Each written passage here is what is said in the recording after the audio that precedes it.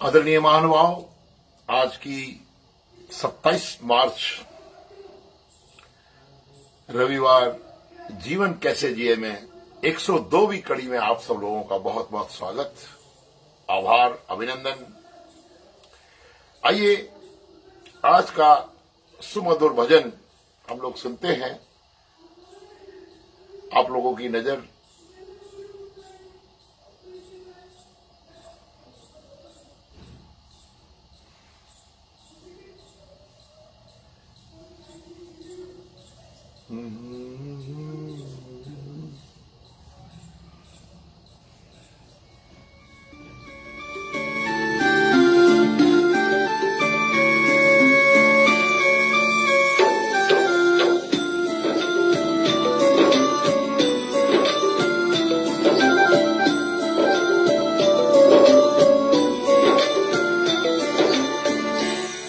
पकड़ लो हाथ बनवारी, नहीं तो डूब जाएंगे।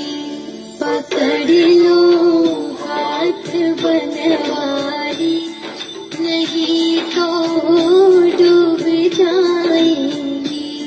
हमारा कुछ न बिगड़ेगा, तुम्हारे लाज जाएगी।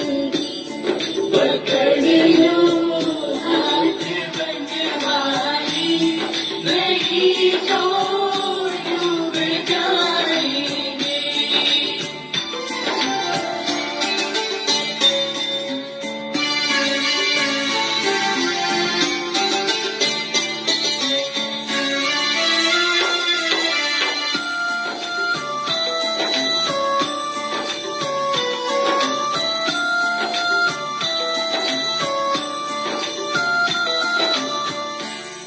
तुम्हारे ही भरोसे पर जमाना छोड़ बैठे हैं।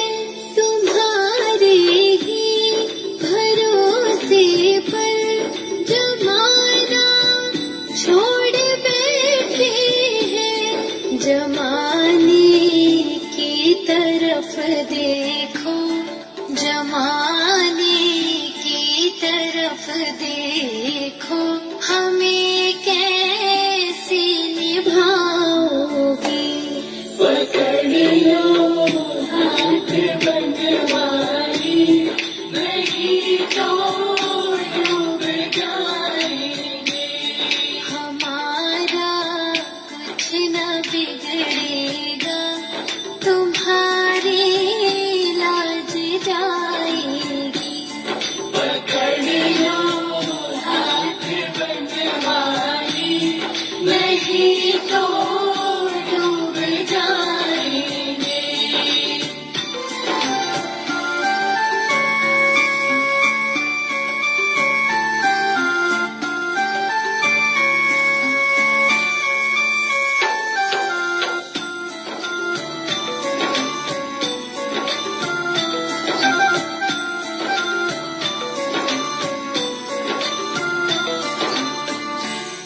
पड़ी मझधार में नैया, खिवैया कोई नहीं मेरा। पड़ी मझधार में नैया, खिवैया कोई नहीं मेरा। खिवैया आप बन जाओ, खिवैया आप बन जाओ, नहीं तो डूब जाएंगे। पकड़ लो हाथ बनवारी, नहीं तो डूब जाएंगे। हमारा कुछ न बिगड़ेगा, तुम्हारे लाज जाएगी। पकड़ लो हाथ बनवारी, नहीं तो डूब जाएंगे।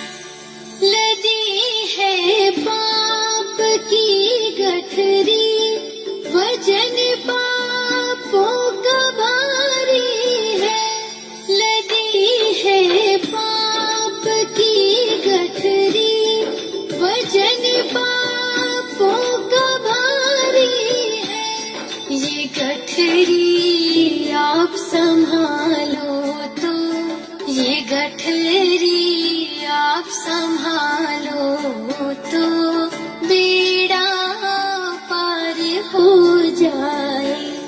पकड़ लो हाथ बनवारी, नहीं तो डूब जाएंगे। हमारा कुछ न बिगड़ेगा, तुम्हारी लाज जाएगी। पकड़ लो हाथ बनवारी, नहीं तो डूब जाएंगे।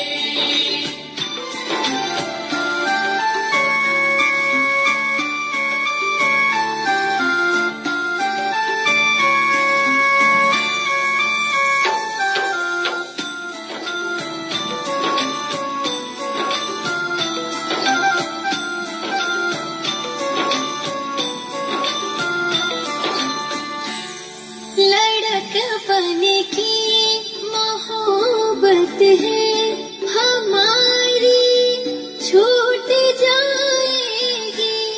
लड़कपन की मोहब्बत है हमारी, छूट जाएगी। नगीना नग जड़ी चोड़ी, नगीना नग जड़ी चोड़ी, जो एक दिन टूट जाएगी। पकड़ लो हाथ बनवारी, नहीं तो डूब जाएंगे। हमारा कुछ न बिगड़ेगा, तुम्हारी लाज जाएगी। पकड़ लो हाथ बनवारी, नहीं तो डूब जाएंगे।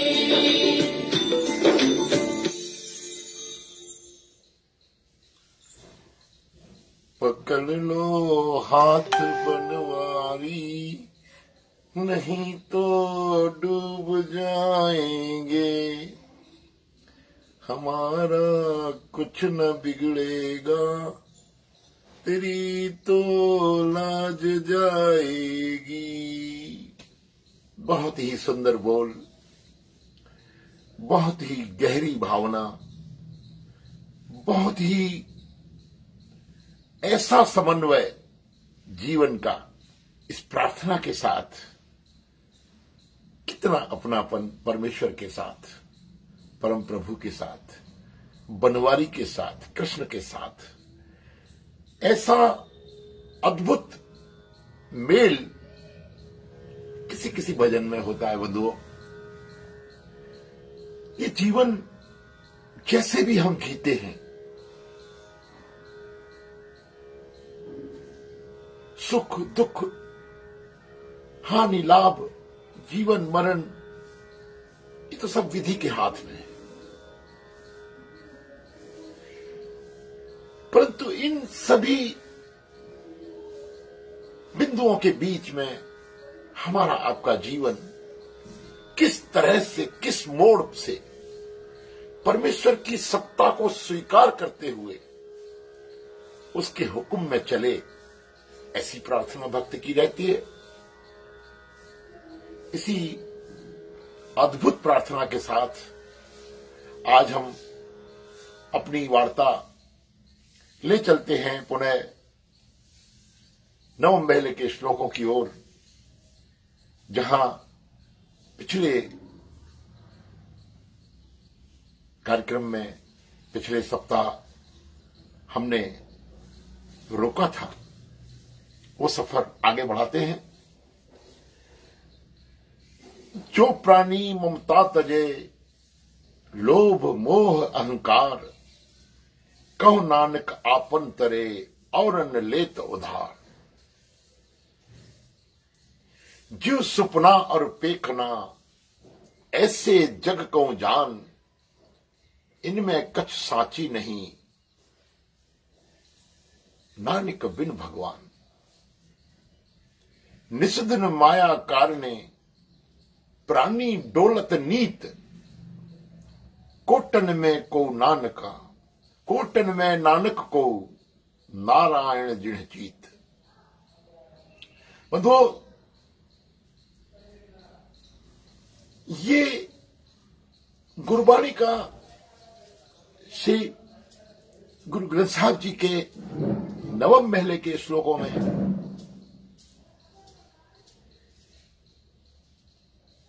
सदगुरुओं ने अपने जीवन के सारे अनुभवों को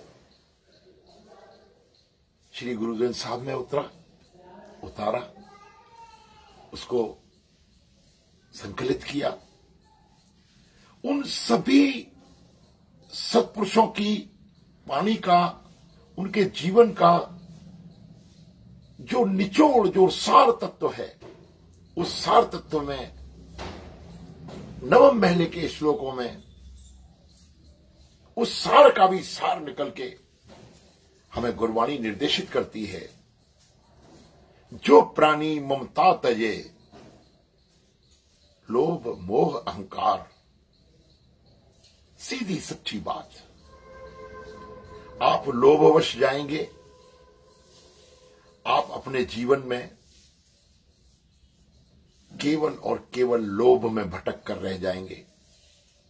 चाहे वो माया का लोभ हो, चाहे वो सांसारिक सुख समृद्धियों का लोभ हो, चाहे सांसारिक भौतिक साधनों का लोभ हो। और यदि मोह में आप जाएंगे, मोह के बिंदु का और विश्लेषण करेंगे,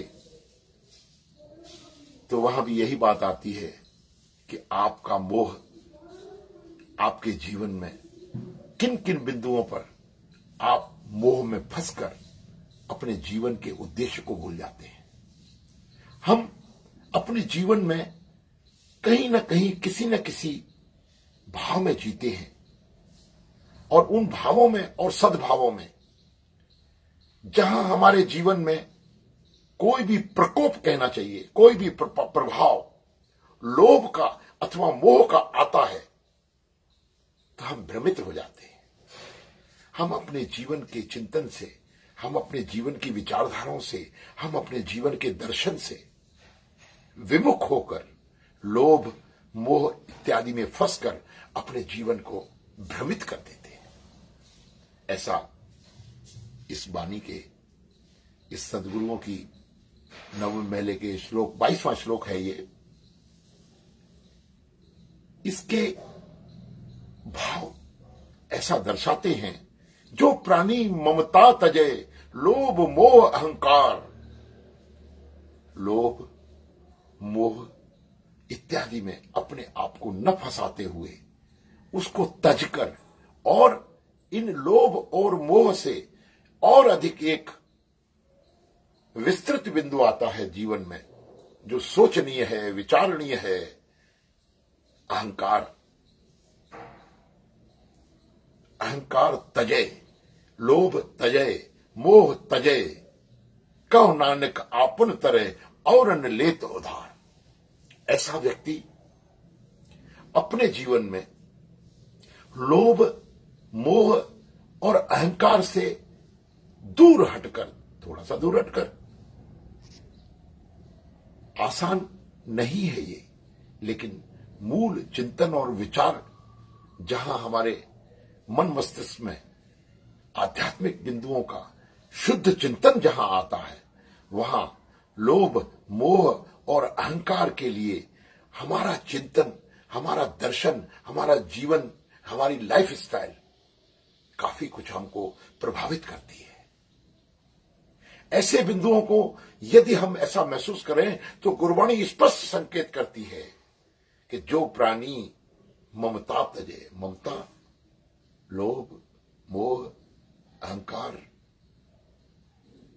यहां इस बिंदु पर काम क्रोध लोभ मोह अहंकार मद, इत्यादि पांचों विकार जिस तरह से मनुष्य के जीवन में गुथे हुए होकर उनके जीवन के तरीके को, उनके जीवन के दर्शन को भ्रमित करते हैं, वहां गुरुवाणी ये कहती है कि यदि वो व्यक्ति इन बिंदुओं को, इन बातों को, इन विकारों को तज कर ईश्वर का भजन करता है अथवा चिंतन करता है, तो वो खुद तो तरता ही तरता है, इस भाव सागर से खुद तर जाता है, लेकिन उसकी प्रेरणास्पद, उसके मार्गदर्शन में और लेत उधार वो परोपकार में आकर दूसरे व्यक्तियों का कहीं न कहीं कल्याण करता है। छोटी सी बात है, समझने की बात है। मैं यदि लोभ, मोह, अहंकार के वशीभूत होकर अपने स्वयं का जीवन अगर मैं भ्रमित कर लेता हूं और मेरे जीवन के जो उद्देश्य होने चाहिए उनकी तरफ न जाकर मैं अपने भावों को संकीर्ण भाव से जीता हूं और बहुत ही संकुचित मानसिकता करके मैं जीता हूं, क्योंकि लोभ, मोह, मद, ममता, अहंकार मेरे अपने भाव हैं, उसमें मेरा स्वार्थ भाव फलीभूत होता है, स्वार्थ का भाव उसमें उत्पादित होता है, फलीभूत होता है, बढ़ता है, विकसित होता है।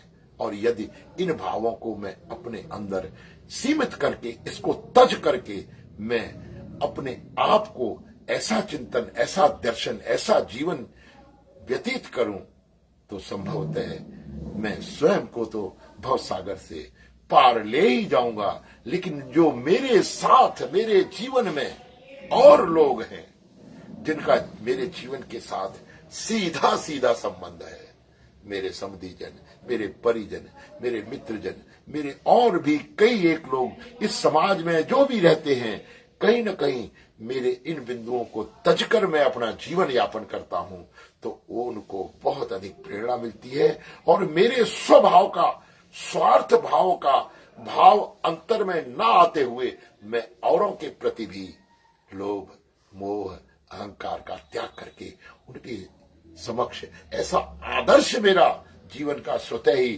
प्रस्तुत हो जाएगा। सो प्राणी कहो नानक आपन तरे, उस व्यक्ति की आप स्वयं की भी भवसागर से तारणा होती है और न लेत उधार। क्योंकि ऐसे भाव यदि मैं किसी के साथ लोभवश अथवा मोहवश अथवा अहंकारवश किसी के साथ व्यवहार करता हूं, तो मेरा तो बहुत बड़ा नुकसान होगा ही होगा। मैं तो अपने जीवन के राहों में भ्रष्ट हो ही जाऊंगा, भ्रमित हो ही जाऊंगा, लेकिन जिसके साथ में ऐसा व्यवहार व्यवहारित कर रहा हूं, उस व्यक्ति के ऊपर, सामाजिक उस प्राणी के ऊपर भी मेरी इन भावों का सीधा सीधा बहुत अधिक असर और प्रभाव आएगा ही आएगा। तो गुरुवाणी यहां स्पष्ट संकेत देती है कि वह आप तो संसार सागर में तरता ही है, तैर ही जाता है और अन्य लोगों का भी उद्धार कर देता है। जीव सुपना और देखना ऐसे जग को जान, इनमें कछ साचो नहीं, नानक बिन भगवान। जो सपना एवं थोड़ी देर के लिए कुछ देखना, जो प्राणी इस संसार में संसार के सारे घटनाक्रमों को क्षणिक और स्वप्न के मानंद महसूस करता है, ऐसे ही दुनिया को मानना चाहिए। गुरु नानक देव जी कहते हैं कि भगवान के बिना इनमें कुछ भी सत्य नहीं है।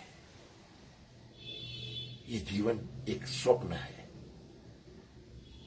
ये जो हमें परमेश्वर ने जीवन दिया है, इसमें उसकी माया में जितना भी हमको दृष्टिगोचर होता है, वो केवल क्षणिक और स्वप्न है। ये जीवन ही कई बार महापुरुषों ने ऐसी बातों से हमको निर्देशित किया, मार्गदर्शन दिया।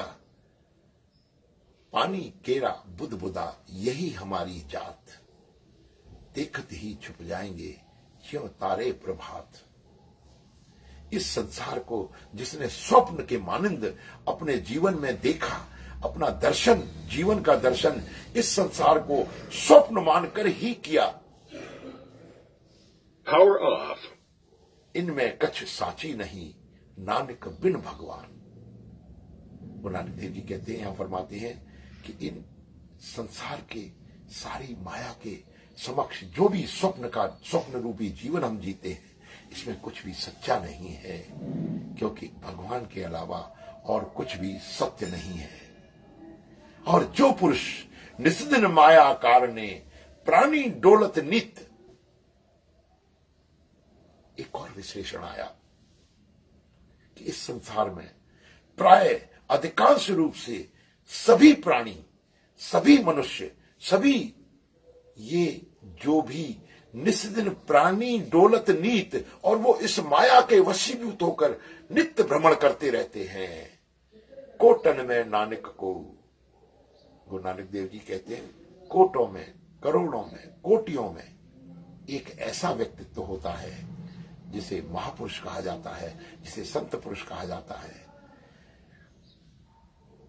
कोटन में नानक को नारायण जिह चीत, जिसने नारायण का पहचान किया, चीत माने पहचाना। और ऐसा ही करोड़ों में कोई विरला ही है जिसके दिल में ईश्वर का वास होता है, जिसने उस नारायण का ऐसा पहचान किया है कि उसके जीवन को औरों को भी औरन लेत उधार, स्वयं तो वो भवसागर से पार होता ही है। ऐसा व्यक्ति जिसने काम, क्रोध, लोभ, मद, मोह ये तज दिया है अथवा संयमित कर दिया है, कौ नानक आपन तरे औरन लेत उधार। मित्रों, बंधुओं, एक बहुत ही मैंने अपने जीवन का अनुभव है, गुरबाणी भी यही कहती है, जैसे जलते बुदबुदा उपजे बिन से नीत, जग रचना तैसी करूं नानक रे सुनमीत। जैसे जल में पानी का बुलबुला तुरंत उत्पन्न हो जाता है और तुरंत नाश हो जाता है, ऐसी जग की रचना है। हम जिसको माया कहें, हम जिसको जगत पसारा कहें, हम जिसको इस संसार की सृष्टि का चलन कहें, ऐसा ही ये भाव है कि ये नित्य बहुत ही क्षणिक है नित्य लेकिन क्षणिक है। जैसे जलते बुदबुदा उपजे विन से नीत, नित्य ही जल का बुदबुदा, जैसे ही बुलबुले का जीवन कुछ नहीं, पानी केरा बुदबुदा, यही हमारा जात, हमारा जीवन का जात, हमारा जीवन यही है कि जैसे पानी का बुदबुदा तुरंत उत्पन्न हो जाता है और तुरंत ही विलुप्त हो जाता है, ऐसे ही परमेश्वर के द्वारा इस सृष्टि की रचना में माया का परिवेश किया गया है। ये माया वैसी ही है, जग रचना तैसे रची कौ नानक सुनमीत। गुरु नानक जी कहते हैं कि हे मेरे मीत, हे मेरे मित्र, तू ऐसे जग को जान, जग रचना ऐसी करी, ऐसे जग को जान। ये इतना क्षणिक है, यदि तुझे इस बात का आभास हो जाता है तो सुनिश्चित मान कि तेरा ये जीवन किन्हीं न किन्हीं बिंदुओं पर जाकर स्थिरता को प्राप्त होगा।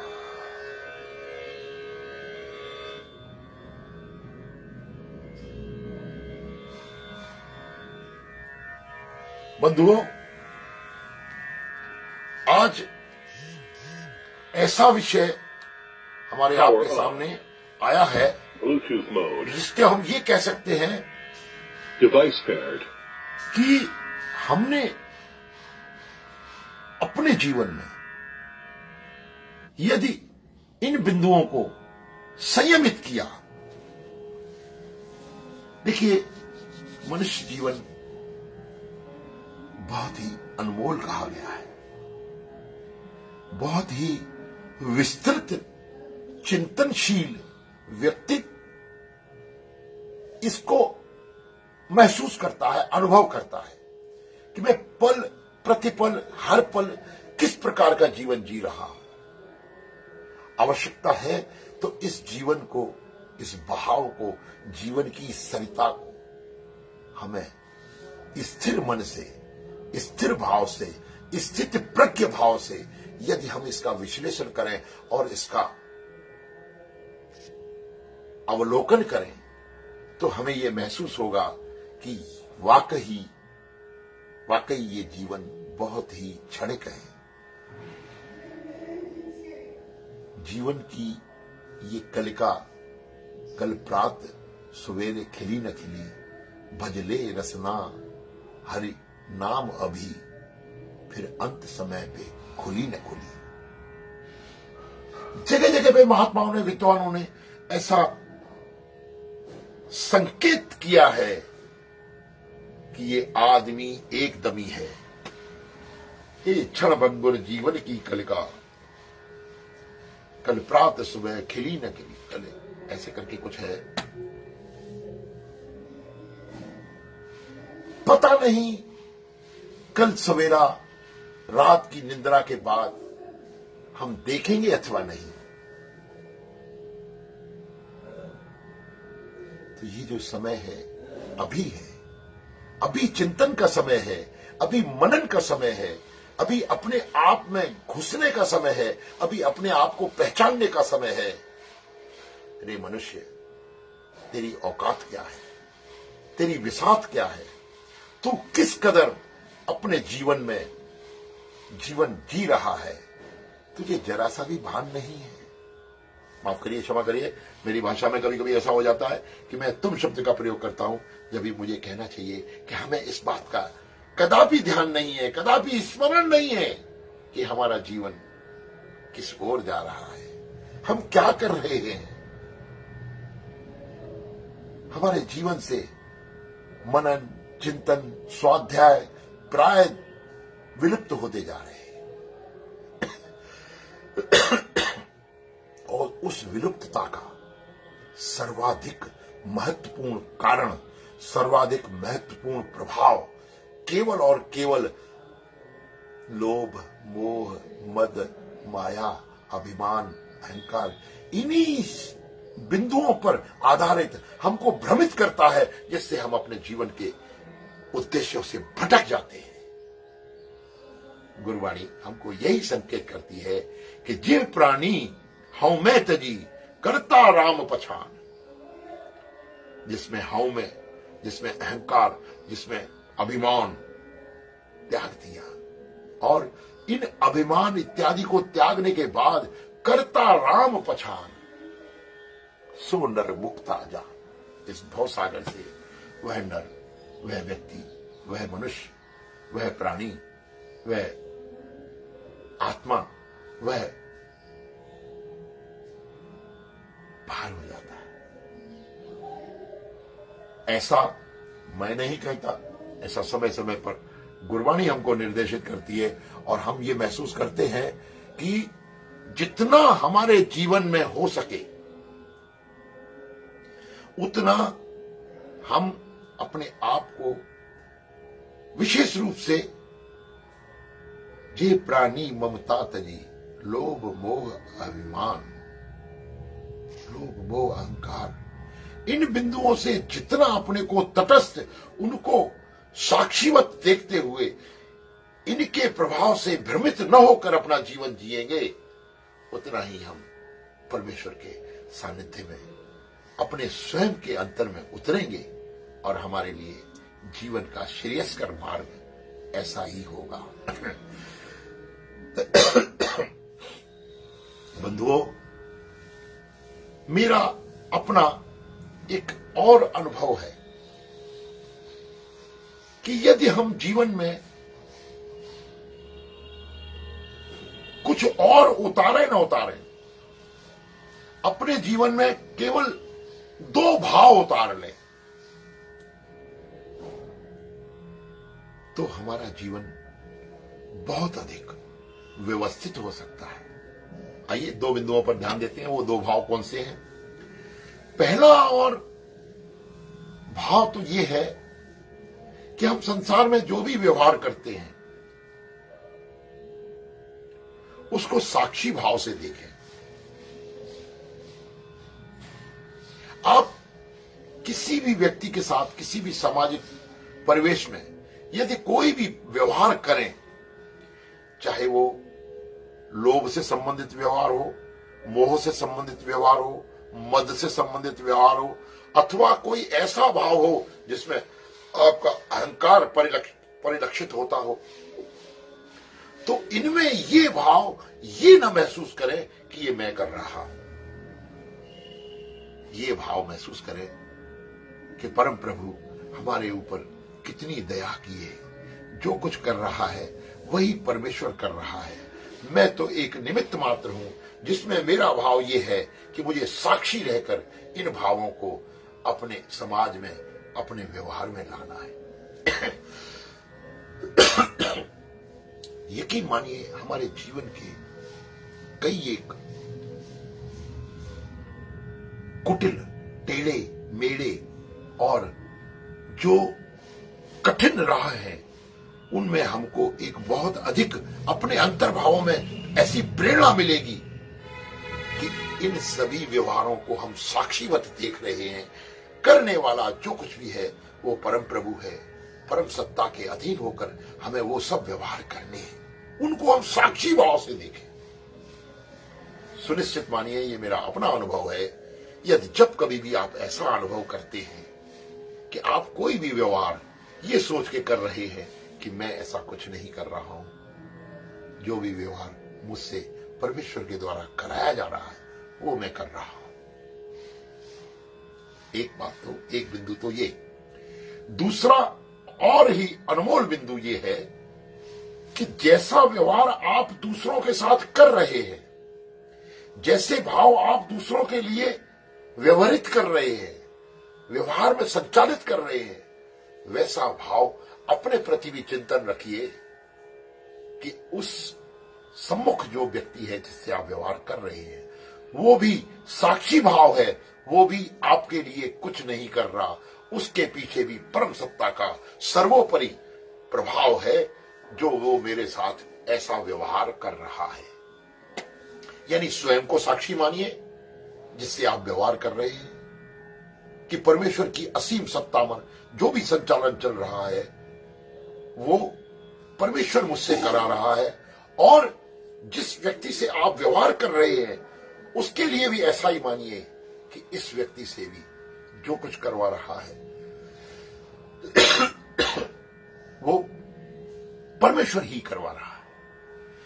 मेरे और इसके व्यवहार करने में माया, लोभ, मोह, मद, अहंकार इत्यादि आ सकते हैं, लेकिन मेरा प्रभु, मेरी परम सत्ता, मेरा परमेश्वर जो इससे और मुझसे व्यवहार करवा रहा है वो सुनिश्चित शाश्वत सत्य है और सत्य से प्रेरित है, बहुत अधिक प्रभावशाली है, जो हमारे जीवन को सुनिश्चित रूप से आध्यात्म के लिए, विस्तृत चिंतन के लिए हमको बाध्य करेगा। और एक समय ऐसा आएगा कि हम उस परम प्रभु की सारी सत्ताओं को स्वीकार करते हुए, उस परम प्रभु की असीम कृपाओं को स्वीकार करते हुए हम अपना जीवन जीने लगेंगे। ऐसा क्षमा करें, आज जैसा भी मैंने आप लोगों के साथ अपना अनुभव साझा किया, ये कभी भी अनुभव जो आपके जीवन में है वो भी उस परम प्रभु की कृपा से ही है। आप जीवन में जैसा भी अनुभव करते हैं, यदि उस सद्गुरुओं की अथवा परमपिता परमेश्वर की आपके ऊपर कृपा है तो आपके अनुभव भी काफी कुछ अत्यधिक मात्रा में ऐसे होंगे जिनसे आपका जीवन आध्यात्मिक रूप से संचालित किया जाता रहेगा ही रहेगा। ऐसा मेरा मानना है। आज का समय तकरीबन समापन की ओर, मुझे बहुत खुशी होती है मैं आप सभी लोगों के साथ इस तरह की वार्ता करता हूं, और मेरा सौभाग्य है, परम सौभाग्य है कि मैं इस प्रकार के जो शास्त्र से सम्मत अथवा जितना परमेश्वर मुझसे कहलवाता है मैं कहता हूं, और अपने जीवन को साक्षी भाव से देखने का प्रयास करता रहूं। ऐसी मैं सद्गुरुओं के आगे प्रार्थना करता हूं। आप सभी महानुभावों के आगे मैं बहुत ही आभारी हूं, और आप सभी के लिए भी ईश्वर से प्रार्थना करता हूं, आप सभी को शुभकामनाएं प्रेषित करता हूं कि ऐसा ही जीवन जैसा हम लोग सदगुरुओं के माध्यम से, सद ग्रंथों के माध्यम से, पुराणों के माध्यम से, वेदों के माध्यम से, वहां से जो भी धारा अविरल रूप से हमारे आपके ऊपर इस व्याख्यानों में अथवा इस प्रवचन में अथवा इस बातों में बह रही है, उसको हम लोग अपने साथ ओतप्रोत हों, उसमें डूबे, भक्ति भाव में डूबे, अध्यात्म के दर्शन को जिए, ऐसे जीवन जिए। बहुत बहुत धन्यवाद आप सभी का। मुझे बहुत खुशी होती है कि काफी लोग मुझे यहाँ देखते हैं। मैं उन सभी का स्वागत करता हूँ। आज बॉबी मोटवानी, अनिल जेसवानी, मनोहर तनवानी और रमेश होतवानी, ये सभी लोग मुझे देख रहे हैं। डॉक्टर सचदेव, रितु वत्यानी, इन सभी का बहुत बहुत स्वागत, बहुत बहुत धन्यवाद। और ये जो पिछला रविवार जो होली से, रंगों से सराबोर था, और होली और ये आज का रविवार जो हमारे सिरसागंज में रंग पंचमी अथवा तीज के मेले थे, बहुत ही धूमधाम से मनाया जाता रहा है। आज भी कार्यक्रम हमारे जहां सिरसागंज में धाम पर चल रहे हैं, वो सभी कार्यक्रम छठ अथवा कल तक चलेंगे। उसके पश्चात हमारे सिंधी समाज में भगवान श्री झूलेलाल की जन्मोत्सव के रूप में चेटी चंद का त्योहार भी आने वाला है, और वो 2 तारीख को हमारा चेटी चांद का बहुत ही उत्सव मनाया जाता है। हमारा सिंधी समाज झूलेलालमय होके, परम प्रभु की उपासना में होके बहराना साहब इत्यादि का आयोजन किया जा रहा है। ऐसा हमें भी हम लोग भी प्रयासरत हैं कि हमारे इस धाम पर ये कार्यक्रम 2 अप्रैल को मनाया जाए। आप सभी को बहुत बहुत आभार।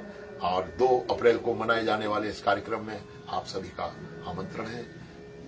भगवान श्री झूलेलाल जी का जन्मोत्सव यहाँ मनाया जाएगा, श्री आवतराम धाम सिंधी मंदिर सिरसागंज। आप सभी का बहुत बहुत स्वागत, धन्यवाद, नमस्कार। ओम